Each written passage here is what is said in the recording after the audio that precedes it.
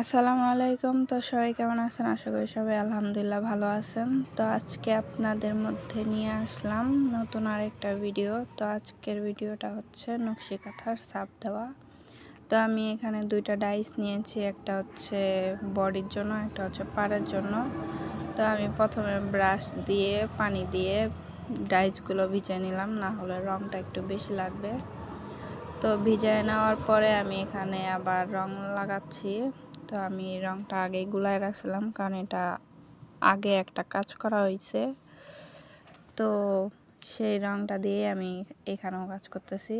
তো আমি এটা ভালো করে ভিজায় নিব, যেন প্রত্যেকটা ডিজাইনের মধ্যেই ভিজে। তো আমি এরকম করে ভিজায় নেওয়ার পরে পাড়ের মধ্যে ছাপ দিচ্ছি।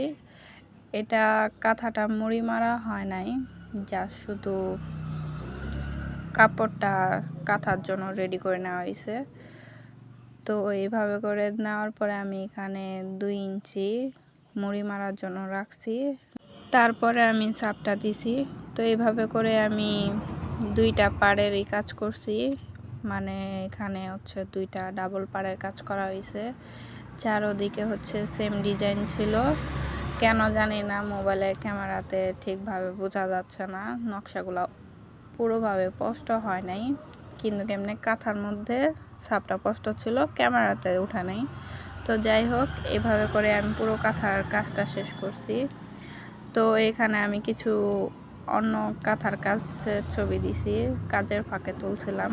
তো আপনাদের যদি কোনো প্রশ্ন থেকে থাকে তাহলে করতে পারেন। তো সবাই ভালো থাকবেন, সুস্থ থাকবেন। আল্লাহ হাফেজ।